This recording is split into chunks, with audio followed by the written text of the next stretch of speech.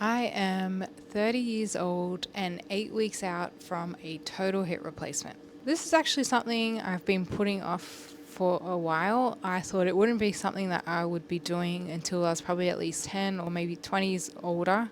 But it's just gotten to a point now where I've had enough. I've had enough of the pain and the discomfort, and I want to do something about it now so that I can live pain-free, go back to doing things that I wasn't able to do. Instead of waiting 20 years, why shouldn't I do it now and live, the next 20 years pain-free and having a great quality of life without feeling like my life is on hold until I get this done. So that's what it basically feels like. I know that not many people my age will be able to relate to this at all, but I just thought it might be interesting to show what I'm doing in the lead up to surgery.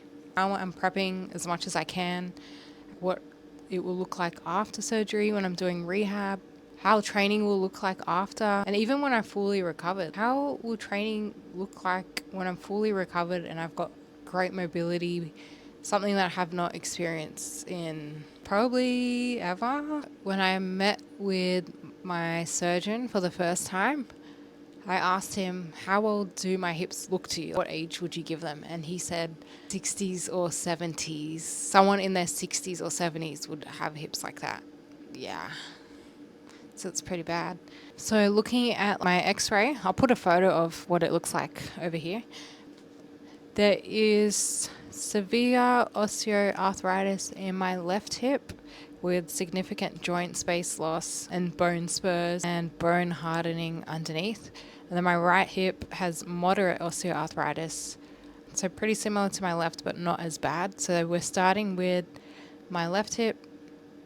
So it's actually a staged bilateral replacement that we're doing. So there'll be 2 surgeries, 2 rounds of recovery. How has it affected my life? It definitely has affected training. So I can't squat anymore. I can't really deadlift anymore. It was just too painful, which means I'm not competing. I haven't competed in a long time. I've learned to really work around it and train so that it avoids a lot of discomfort. But again, how many things am I meant to cut out of my training? So maybe one day I might make a return to competing again.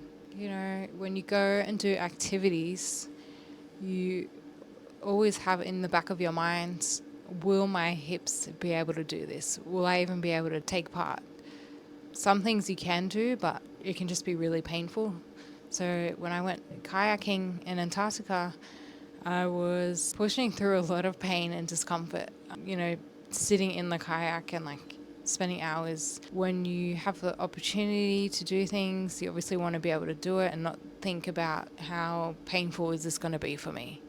It got really bad towards the end of my trip where it just became really uncomfortable and painful because my hips were just sitting in a position that they're locked up from how they are. Things like walking frequently does help, but there are times where they just decide to lock up and freeze up, and that can get pretty painful.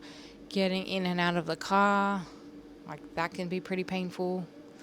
You just never know. Sleeping, there's been times where I'd just be in my sleep, they will lock up and they seize up and they lock up, and it can get so sore and it wakes you up, and then you're trying to unfreeze your legs and it just hurts so bad.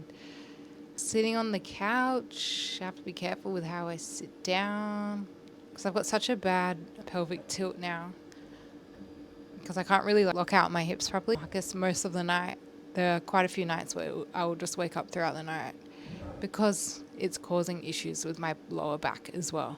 So how am I preparing? So I'm basically still training as normal.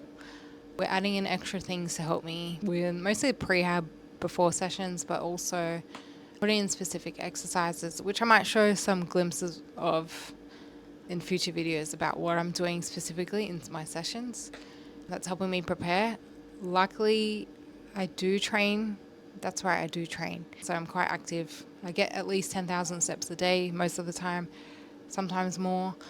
I train 4 times a week. I pretty much watch what I eat most of the time as well. So I think I'm at a good point to be getting into surgery, and I'm hoping that really helps my recovery afterwards as well. Focusing in terms of food, anti-inflammatory foods, really changed my diet over the past, I'd say probably past almost the year. I've really changed things to support and reduce my inflammation, just for better overall health as well, which I think should really help me when I'm recovering. I'll be quite sedentary, or a lot more sedentary compared to what I am now. So I'm trying to get a bit leaner at the moment because I don't want to risk putting on too much fat mass after surgery with not moving around as much.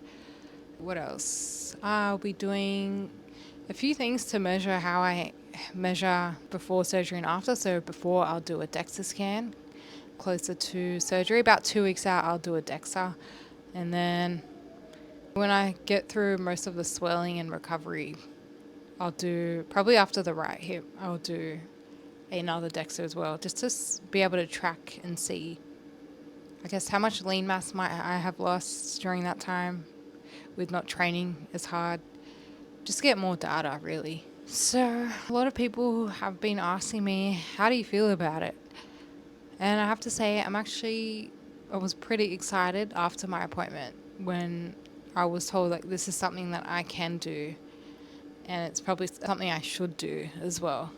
I was pretty relieved and excited that, to see what life might be like after.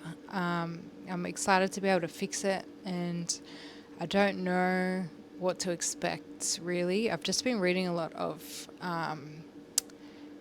like Reddit threads, seeing what other people have been experiencing afterwards, what recovery might look like. But overall, I'll say I'm pretty excited to do this, not be in pain and discomfort anymore.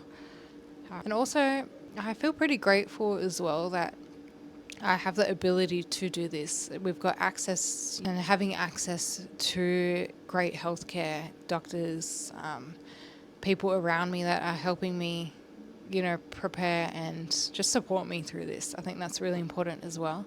I am nervous about the recovery a little bit, more than the surgery itself, because I'll be pretty limited and there'll probably be a few precautions that I have to follow. I don't know what to expect, or what I read about people's experiences online, it can be very mixed with how people are during recovery. Some people find that they recover pretty quickly and they're back walking and doing things, and other people not so much. So I don't know yet what it's going to be like, but at least when I do one, I'll have an idea of how I'm going to go with the second one. So yeah, aim right now is for me to just be as strong as I can get before surgery, in the hopes that it will lead to better outcome and better recovery. And I can't wait to sit on the floor and cross my legs and just experience full range of motion, full mobility, because I really, I don't know what it's going to feel like, because this feels, even though I know it's not normal, it feels pretty normal for me. But yes, that's probably it for the first video I do. I don't know what I'm going to share 100%. I think maybe some sessions to show what I'm actually doing. Yeah, we'll just have to wait and see. And the countdown is on for surgery in 8 weeks.